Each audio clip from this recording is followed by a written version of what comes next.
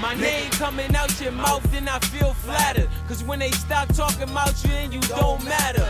Since yay high, young and used to stay fly. Never snitched the rule, a lot of y'all forgot to play. We also have an update this noon about a story Action News first brought to you at noon yesterday. The boyfriend of a woman whose body was discovered at a Wilmington park has now been charged in her death. 34-year-old Gary Perkins was taken into custody last night. Authorities say he and the victim, identified as 29-year-old Jamie Murphy, had a history of violent encounters.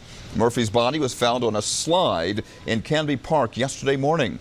Police are not commenting on how she died. Perkins is now charged with first-degree murder.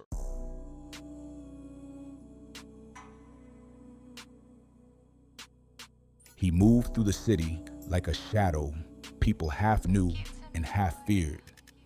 Gary Perkins lived in Wilmington the way a rumor lives in a neighborhood. Small, persistent, the kind of thing you hear at a deli counter or on a bus route, and then forget until it snaps back into focus like a slap. He was not a stranger to police. He had run-ins, arrests, fights that left other people bruised and shaking, and later talking to detectives. The story that ended with a body on a playground slide did not come out of nowhere. It had a long, ugly history. Fights that grew meaner, threats that hardened into plans, and a pattern of violence that pointed again and again towards something terrible. On a July morning in 2015, Canby Park smelled like summer heat and cut grass. The playground there is small, ringed by chain link and low trees, in a part of the city where people know the names of every corner store. Sometime before 10:30 a.m., someone found Jamie Murphy lying at the top of a slide. Her body was bloodied. Her clothes were askew. The scene was so stark and cruel that neighbors who had walked their dogs past that patch of metal and plastic for years said later they could not shake it. Police sealed the park. A green grocery bag and 2 McDonald's cups sat nearby.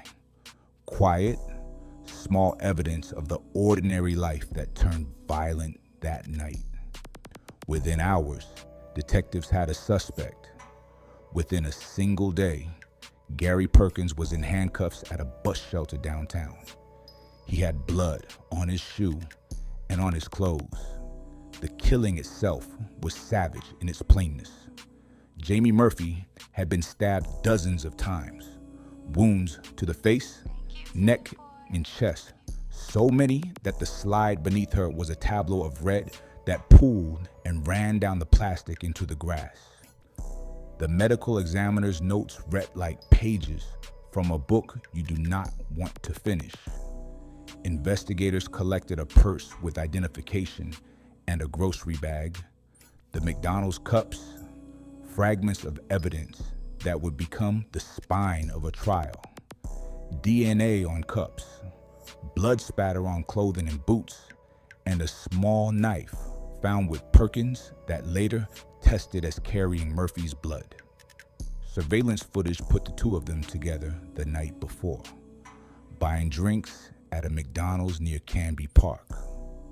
The next morning, a man who had spoken to Perkins told police that Perkins had been angry with Jamie, angry over a belief that she had given him a disease, and that he had said he would beat her up or kill her.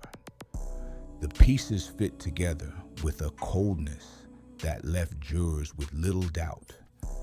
But these pieces were not new. The couple's history was a map of old wounds.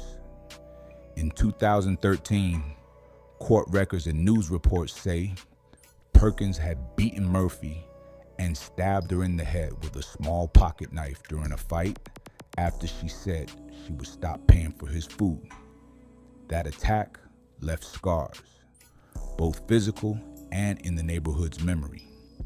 Friends and family described the pair as off and on. They had a daughter. They argued. They made up. But underneath that pattern was a steady drumbeat of violence. People who knew Jamie said she had tried to protect him, to help him, to steady him. People who knew Gary said he had a temper that could change the air in a room. The 2013 incident was more than one night of fury. It was a warning. Neighbors remember Gary as a man who could be charming one minute and frightening the next. He could smile and tell a joke at a corner store, then hours later be the subject of a police report. He drifted between shelter and storefront, between bus stops and the municipal records that will keep your name alive for decades. Court files show that on the morning police found Jamie, Perkins wore bright orange sweatpants and surveillance, and later was found at a bus shelter near 10th and King Streets wearing blood-stained blue sweatpants under them. Inside those pockets, officers found a penknife. The DNA work that followed tied blood on the knife blade and on a boot to Jamie Murphy. Analyses of the stains, the patterns, and the items at the scene convinced prosecutors that Perkins had been at the playground when the stabbing occurred. The forensic picture was stark. Spatter consistent with wounds inflicted at close range. DNA on cups linking the two the night before. And a knife accessible to a man who had a history of carrying small blades. The trial moved with the quiet gravity of a public reckoning. Prosecutors laid out the timeline in simple, brutal terms. The McDonald's footage, the grocery bag found at the scene, the blood DNA that linked Perkins to the knife and to clothing, the witness who said Perkins had admitted being angry the night before. The state's narrative was not a flourish. It was evidence assembled like bricks. The defense argued alternate explanations. Still, after a 4-day trial, jurors returned with a verdict. Perkins, guilty of first-degree murder, guilty of possessing a deadly weapon during the commission of a felony, and guilty of other weapons-related counts.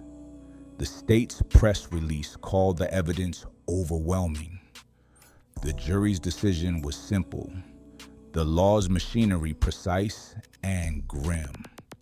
Sentencing came the following year.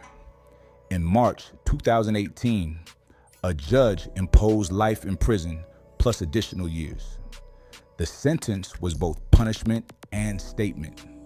For Jamie's family, who had lost a daughter and a sister and a mother to a crime that played out in a place children use for play, the judge's words could not bring her back.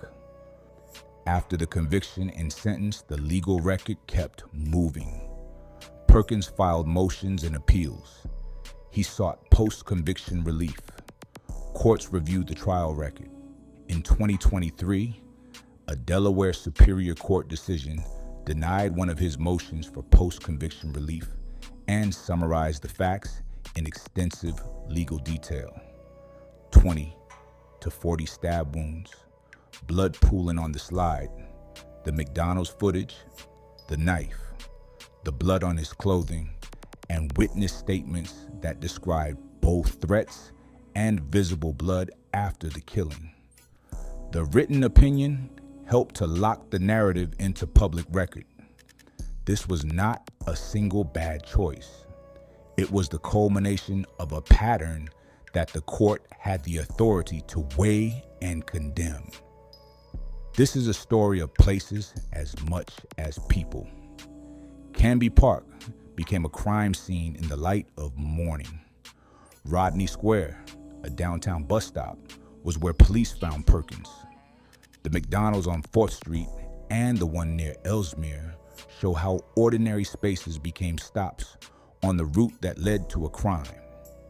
Wilmington, in other words, was not just the backdrop. It was an active part of the tale.